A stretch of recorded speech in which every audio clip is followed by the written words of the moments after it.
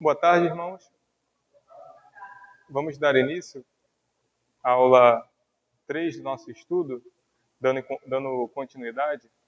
Hoje falaremos acerca de liderança e autoridade. Vamos realizar uma oração antes de iniciarmos. Deus amado, Pai querido, obrigado, Senhor, pelo privilégio que temos de nos reunirmos em torno da Tua Palavra, a fim de aprendermos mais de Ti e acerca do Teu reino e da Tua vontade para nós, particularmente no casamento, Pai. Pedimos que o Teu Santo Espírito esteja nos dirigindo nesta tarde, a fim de que possamos realizar aquilo que é da Tua vontade para a nossa vida em matrimônio. É o que pedimos em nome de Jesus. Amém. Então, como eu já falei nos domingos anteriores, nós estamos utilizando o livro Reformando o Casamento, de Douglas Wilson, e nesta oportunidade nós falaremos sobre liderança e autoridade. E logo no início deste capítulo, ele mostra uma diferença, na verdade uma revisão de uma lição gramatical que muitas das vezes, por uma falta de compreensão nossa ou de atenção nossa, acaba nos levando a algumas confusões no que diz respeito à interpretação das Sagradas Escrituras em relação à natureza da liderança e da autoridade bíblica no lar, de acordo com as Sagradas Escrituras. Então ele vai nos relembrar a diferença de um indicativo e de um imperativo. Muitas das vezes acabamos confundindo e transformamos uma palavra, um indicativo em um imperativo. Ele define que o indicativo é a afirmação de um fato. Ou seja, não há um dever contido nele. É a afirmação de um fato. Por exemplo, se eu digo que esse púlpito é marrom, que o banco é de madeira, são indicativos. Não trazem uma ordem implícita. Se eu digo que a porta está fechada, é um indicativo. Por outro lado, o imperativo traz uma ordem, é uma ordem. Por exemplo, se há alguma ordem de que se pregue neste púlpito, isso demanda uma ação. Sente no banco, abra a porta. Então são imperativos, indicam ordens. Parece algo por demais simples, de fato. Só que quando olhamos para a cristandade, olhamos para a igreja atual, e não somente a atual, também de períodos anteriores, vemos que as maiores dificuldades que a igreja enfrentou têm a ver com confusões nesta área. Citando aqui Douglas Wilson, ele fala que a razão para realçar essa distinção é que muitos cristãos têm entendido mal o que a Bíblia está dizendo, porque tentam transformar indicativos em imperativos. Ele cita o exemplo do próprio Evangelho. Quando se trata do Evangelho, o coração carnal adora cometer esse tipo de equívoco. O que é o Evangelho senão um grande indicativo? Pregadores fiéis proclamam aquilo que Deus já fez na cruz para salvar pecadores, enquanto homens ímpios tentam transformar este indicativo, esta mensagem, em alguma coisa que possam fazer para conseguir a salvação.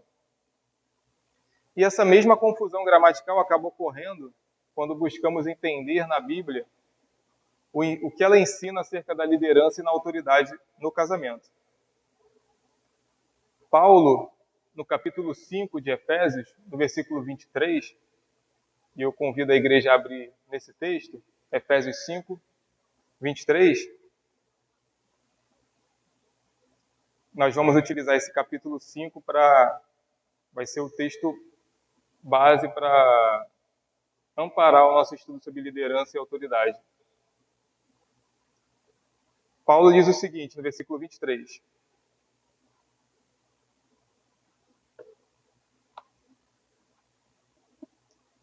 Porque o marido é o cabeça da mulher, como também Cristo é o cabeça da igreja, sendo este mesmo o Salvador do corpo. Então, está muito claro que Paulo não diz que o marido deve ser o cabeça da mulher, mas diz que o marido é o cabeça da mulher. Parece que é a mesma coisa, mas há uma diferença muito grande. Neste verso em específico, que traz um indicativo, o apóstolo não está dizendo como os casamentos devem funcionar. Ele vai falar posteriormente através dos ordenamentos, dos imperativos. Aqui ele está trazendo um indicativo que aponta para a natureza e definição do casamento. Paulo aqui fala inspirado por Deus e ele indica aqui qual é a estrutura do casamento, no qual o homem é o cabeça da mulher. Isso funciona como se fosse uma lei da natureza. Assim como existe a lei da gravidade, e não precisa que façamos nada para que ela esteja lá, porque Deus criou o mundo dessa forma, Deus também criou o casamento e imprimiu esta realidade, este indicativo na própria natureza. Por mais que o homem tente fazer para mudar isto, isso não será possível, porque o próprio Deus estabeleceu assim. Então, Douglas Wilson fala nesse ponto que o casamento é, em parte, definido como a autoridade de um marido sobre a esposa. Em outras palavras, sem essa autoridade, não há casamento, porque faz parte da definição. No decorrer desses domingos, nós estamos vendo como a Bíblia trabalha o casamento, as diversas formas como a Bíblia define o casamento. E aqui temos a definição da natureza também do casamento. Isso não significa que Deus não deu nenhum imperativo aos homens. Nos versos seguintes, encontramos um imperativo de fato muito básico, em termos teóricos de compreensão, porém é um grande desafio o seu cumprimento. Ele diz que ao marido é ordenado amar a esposa como Cristo amou a igreja. Então é interessante que Paulo fala acerca da autoridade do marido, de maneira inspirada, falar que o marido é o cabeça da mulher. É uma definição direta de autoridade e liderança. Porém, quando ele traz o imperativo, a ordem que o marido deve seguir, ele fala acerca do amor que ele deve demonstrar para com sua esposa. Então, meditar sobre isso é algo de grande valor para os maridos. Por ser o marido cabeça de sua esposa, ele se encontra no que o autor aqui vai definir como uma posição de liderança inescapável. Quando Deus estabelece ou estabeleceu o casamento, desde Gênesis, como nós vimos na primeira aula, ele estabeleceu com essa natureza. Como disse, ele imprime essa realidade no casamento. Se o marido não é piedoso, ou seja, se o homem não é, de fato, um verdadeiro cristão, que se preocupa com aquilo que falamos também na primeira aula sobre o fundamento, que é reconhecer que sua vida é um meio através do qual você tem de glorificar a Deus em todas as coisas, e o casamento também está incluído nisso. Então, se o marido, ele é piedoso, ele reconhece essa realidade, então a liderança, o exercício da autoridade, ele não será severo, mas será caracterizado por esse amor sacrificial que Paulo traz aqui, nos demonstra, do nosso Senhor, que se entregou na cruz por sua igreja. Se o marido tenta fugir dessa liderança, o autor vai falar que ele vai explicar que essa própria renúncia da parte do homem irá dominar o lar. Citando ele aqui, ele diz: se o homem pegar um avião e for para outro lado do país e permanecer lá, ele ainda dominará em sua ausência e por sua ausência. Ele traz uma questão: quantas crianças não cresceram em um lar dominado pela cadeira vazia na mesa? Então, o homem que não reconhece ou não cumpre este ordenamento de amar a sua esposa, não segue ou não busca cumprir a sua responsabilidade de liderança e de autoridade, ele vai incorrer em um desses dois tipos, duas formas, ou uma ausência física, e um segundo aspecto é aquele casamento que o homem, devido à sua omissão, a mulher acaba tomando a frente. Se o casamento é daqueles no qual a esposa é que domina, essa falha no caráter do marido é justamente a coisa mais óbvia. E isso, de fato, é muito notório, criando um matrimônio e lar infeliz. Ou seja, o casal é infeliz e isso também é transmitido aos filhos. De todo modo, em ambos os casos, já a renúncia domina. Só a renúncia do marido domina. Falando um pouco mais acerca desse versículo, ainda no versículo 23, por mais que o mundo moderno tente nos dissuadir, tente abrandar a força e a realidade contida neste indicativo, isso não altera a sua contundência, a sua realidade. Talvez o ensino sobre a liderança e a autoridade no casamento do homem cause um certo até desconforto e inquietação até onde não deveria ser gerado, que é no meio da igreja. Por vezes, falar sobre esse assunto, falar sobre esse tema, causa desconforto. E isso mostra o quanto até a igreja cristã está sendo influenciada pela propaganda do feminismo. Citando novamente o autor, ele nos diz: não importa se os cristãos estão fazendo concessões ao feminismo. Tais concessões não poderão anular o indicativo deixado por Deus na criação. E como poderiam? Deus construiu a liderança do marido na própria estrutura do casamento. Portanto, se rebelar contra este indicativo de Deus, se rebelar contra esta verdade, é pecado e rebelião contra o próprio Deus.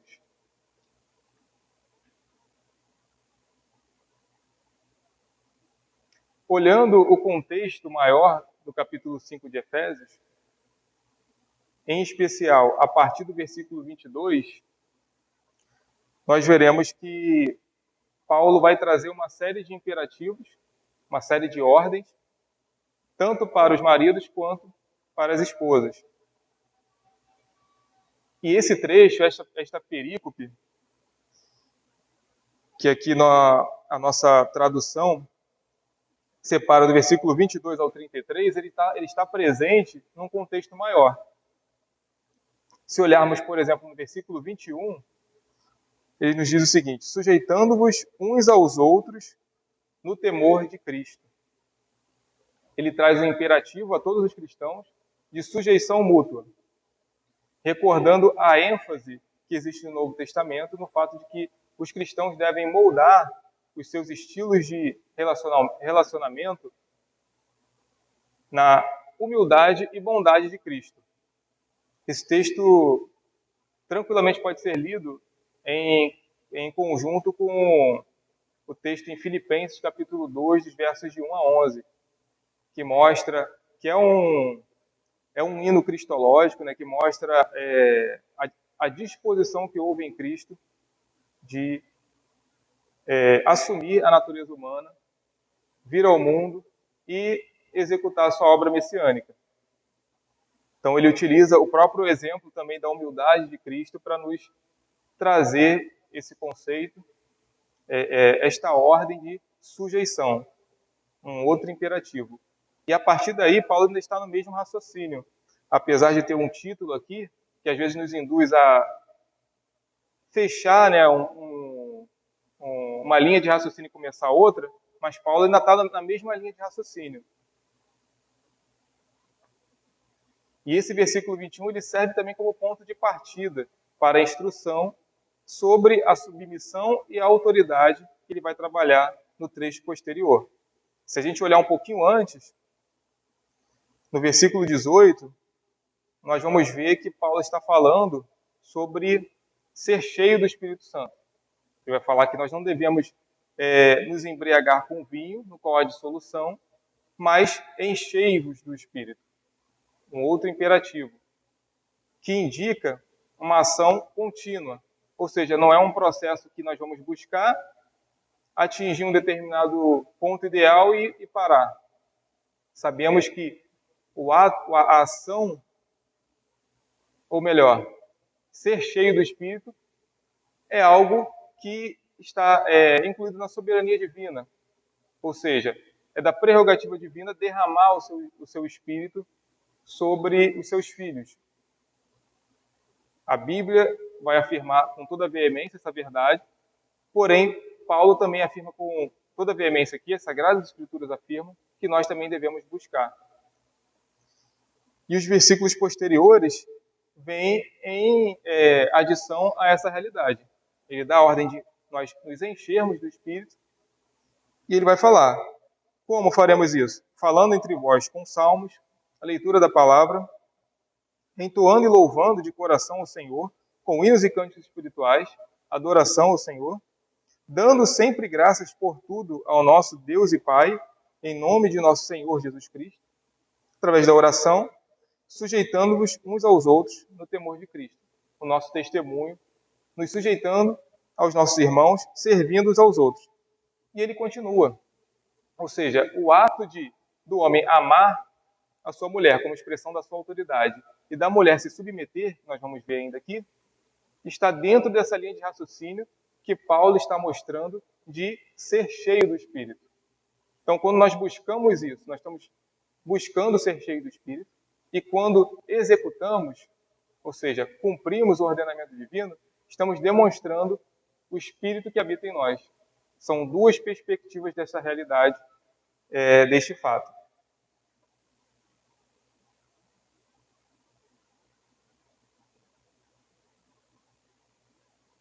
Então, essas expressões, ou seja, essas ordens, esses imperativos, eles não cessam, como nós vimos no versículo 21, elas se seguem, do versículo 22 em diante. E Paulo não para também só no casamento. Se os irmãos seguirem, vão observar que ele vai falar da vida familiar com os filhos e, posteriormente, a vida profissional, entre o empregador e o seu empregado. Certamente, Paulo estava escrevendo e combatendo algumas compreensões equivocadas, muito inspiradas pela ética grega da época. A ética grega tratava os relacionamentos dentro do lar nos termos deste padrão. Marido e esposa, esses grupamentos, né? Marido e esposa, pais e filhos, mestres e escravos. E o interesse deles era ajudar o cabeça do lar, o marido, a aprender como dominar a sua esposa. Dominar a sua esposa, os seus filhos e os seus escravos, ou empregados no contexto atual. E essa realidade não é muito diferente da que o mundo difunde hoje. É o entendimento de uma autoridade, só que de maneira equivocada. É uma deturpação do conceito de autoridade bíblica. Paulo, quando ele vai falar de trabalhar o tema de autoridade, como nós já demos início, ele define essa autoridade como uma forma de espelhar o amor de Cristo. E, ao mesmo tempo, como as esposas, filhos, escravos ou trabalhadores definem seus papéis em termos de serviço a Cristo. Então, nós amamos nossas esposas, os homens, os maridos, como Cristo amou a sua igreja, e a esposa, da mesma forma, se submete ao marido, os filhos se submetem aos seus pais, o empregado se submete ao seu empregador, como uma expressão também do serviço a Cristo. Paulo aplica a liderança de Cristo ao casamento. Ele utiliza o exemplo de Cristo com a igreja para definir como devemos nos portar. Um outro ponto importante é que Cristo, em sua obra, ele reverte a inimizade que surge entre os cônjuges como resultado da queda no pecado. Nós vimos também algumas aulas anteriores, está lá em Gênesis 3, versículo 16, fala acerca da consequência do pecado, da queda de Adão e Eva, também sobre o casamento, que põe inimizade, ou seja, o ato de amar do homem para com a mulher e da mulher se submeter ao homem é algo antes da queda. É a definição do casamento, como nós vimos. Só que exercer isso na prática se torna muito mais difícil para ambos os lados após o pecado, tendo em vista o nosso coração, a nossa natureza pecaminosa, nosso coração corrompido. Porém, Cristo, em sua obra, ele reverte essa inimizade e nos dá plena capacidade de cumpri-la.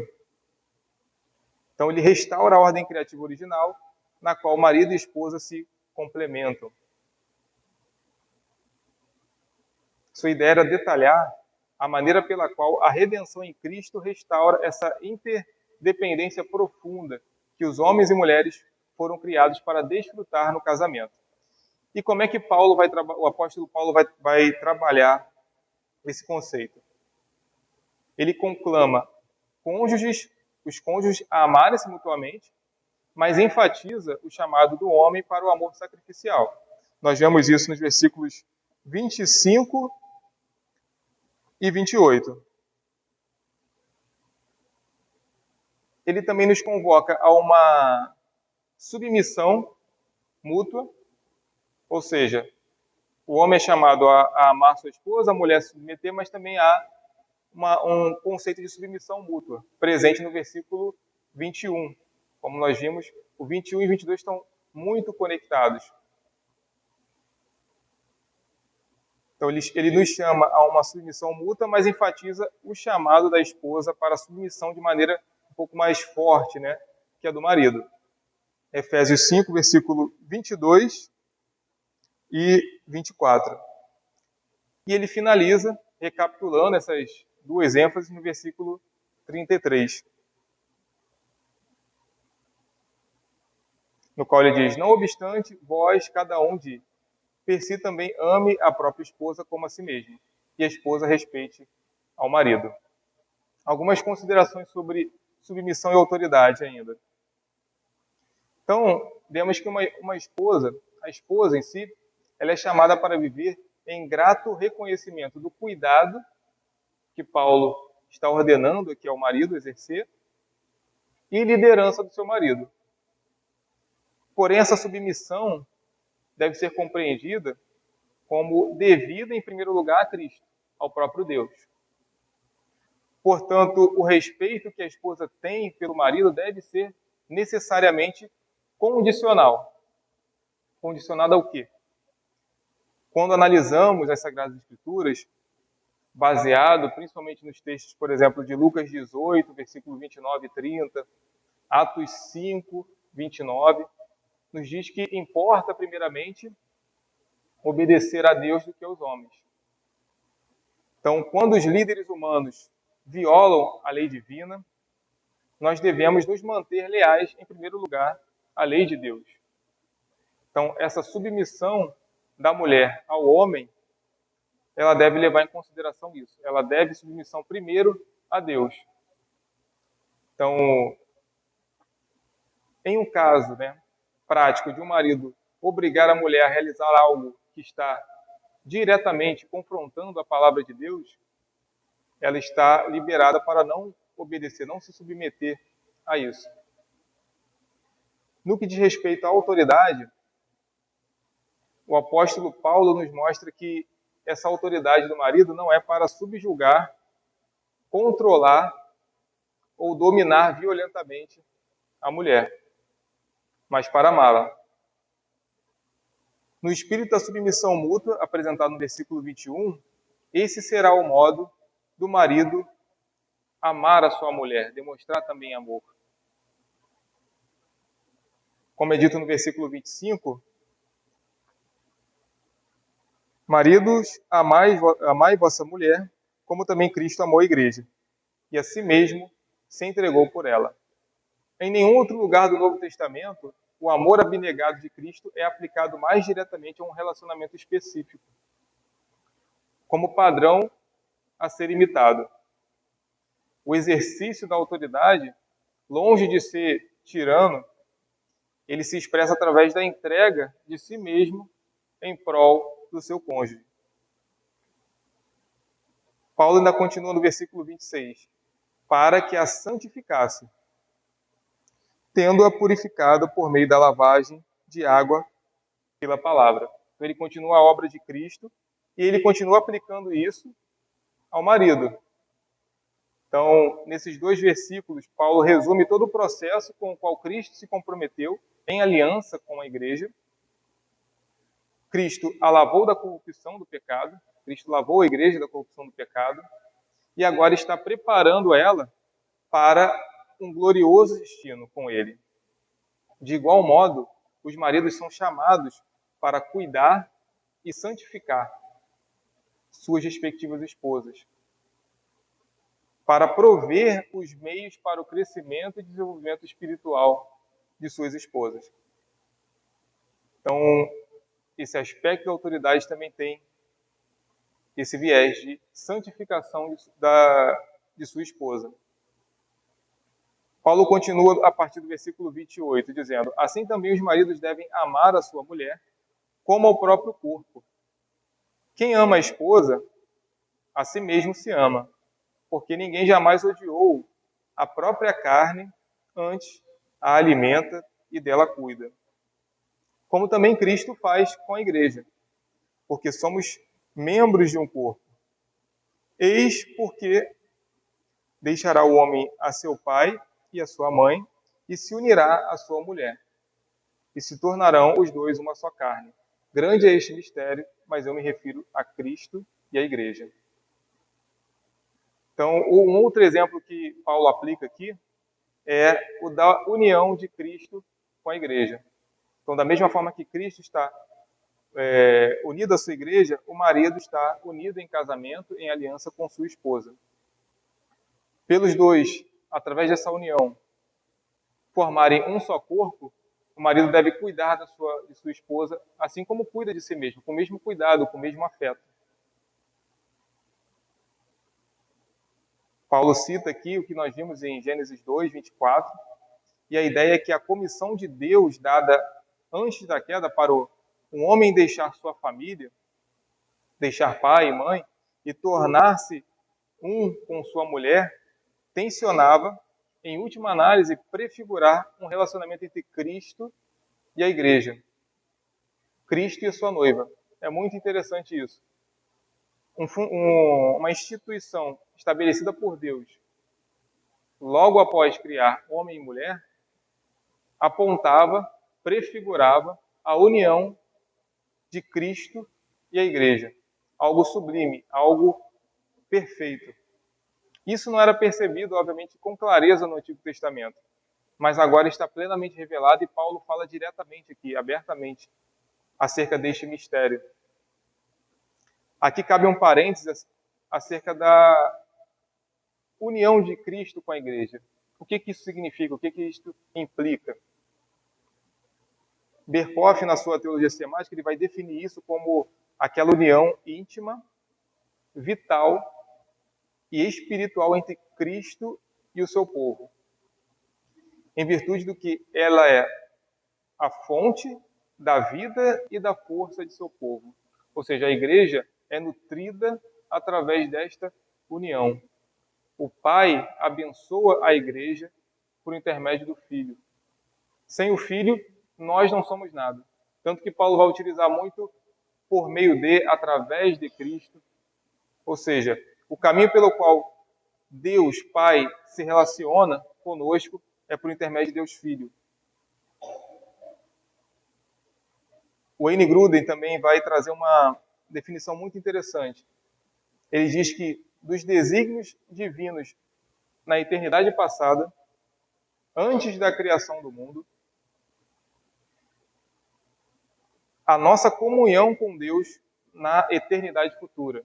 Ou seja, desde o alfa até o ômega, incluindo ainda cada aspecto de nosso relacionamento com Deus nesta vida, tudo ocorreu e ocorre em união com Cristo. Então, somos alimentados, somos fortalecidos, somos salvos por causa da união com Cristo.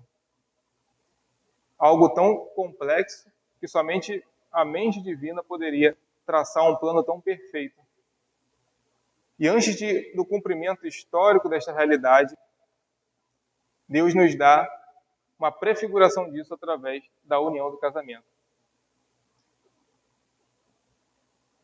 Não é à toa que Paulo conclui esse trecho com: grande é este mistério, mas eu me refiro a Cristo e à igreja. Ele finaliza, recapitulando, como nós dissemos, no versículo 33. E aqui, já caminhando para a conclusão, nós podemos observar que a Escritura claramente apresenta nossos deveres, esses imperativos, como nós vimos. As esposas devem respeitar o marido, os maridos devem amar a esposa. Quando consideramos essas exigências e vemos como homens e mulheres se relacionam, podemos perceber a harmonia ou a harmonia entre aquilo que Deus requer e aquilo que precisamos dar e receber. E quando eu digo isso, eu olho para os aspectos do homem e da mulher. Em que sentido?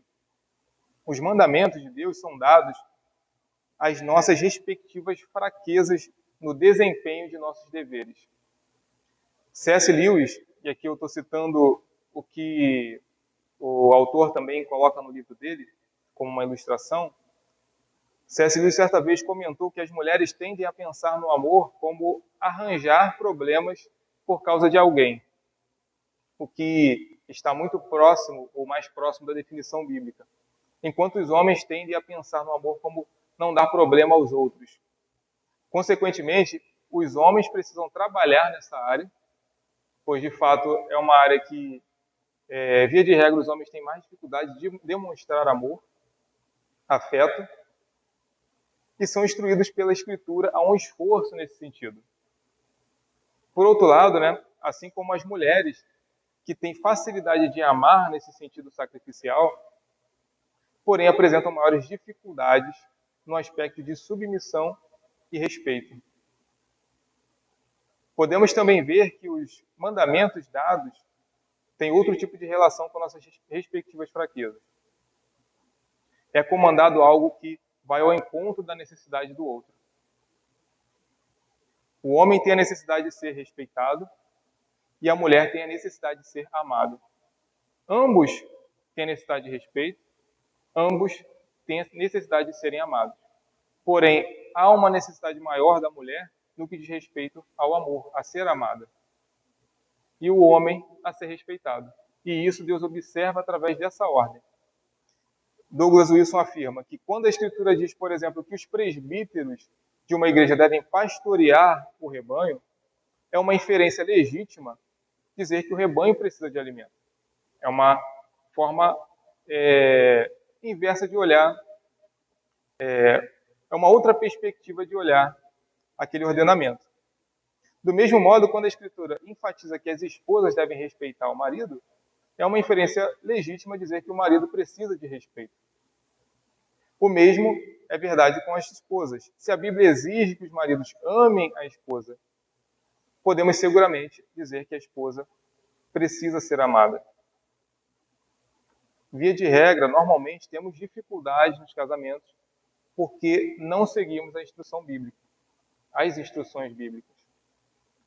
Ou incorremos no erro de tentar tornar o indicativo o imperativo, como nós vimos, e estabelecer a autoridade da forma como pensamos que deve ser, e não da forma como Deus define na Sagrada Escritura.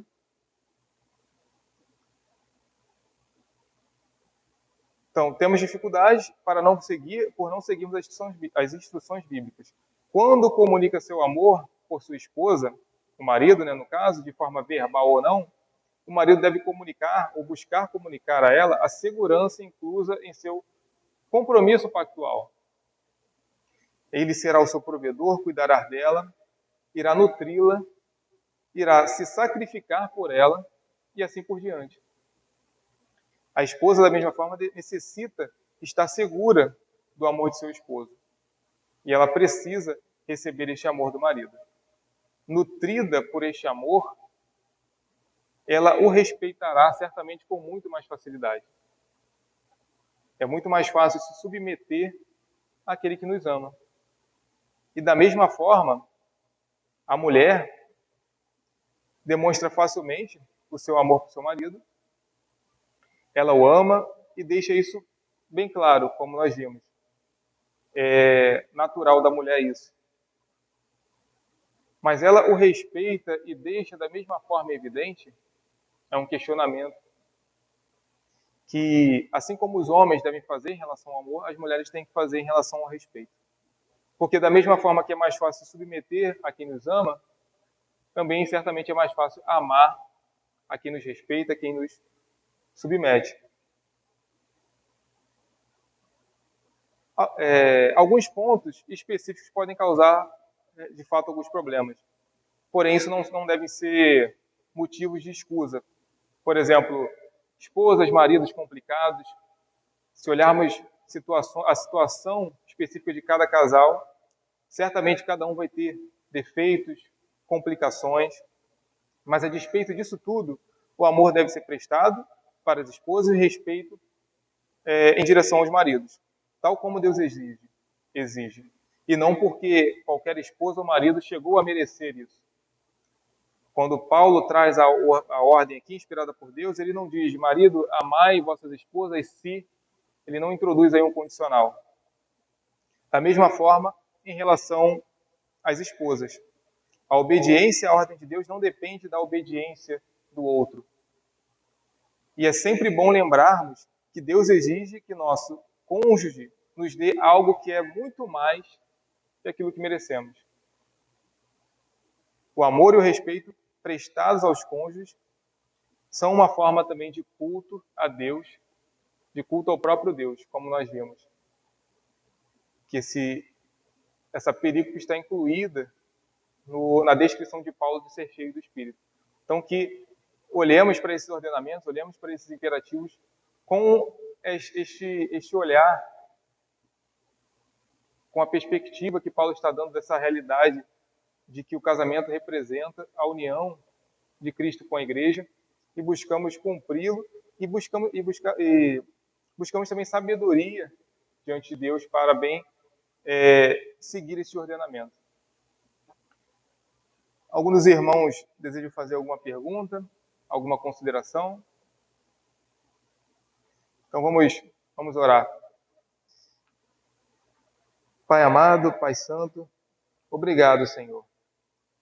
Obrigado pelo fato de o Senhor ter deixado para a sua igreja imperativos, ter deixado instruções para que não persista nenhuma dúvida. Agradecemos, Senhor, pois temos acesso a essas instruções e pedimos, Pai, que o Teu Santo Espírito esteja nos auxiliando no cumprimento de todas essas coisas. Que o Teu Santo Espírito possa inclinar a nossa vontade, o nosso desejo a realizá-los, Pai. Pedimos sabedoria para bem dirigirmos os nossos casamentos e para aqueles também que aspiram ao casamento. É o que rogamos em nome de Jesus. Amém.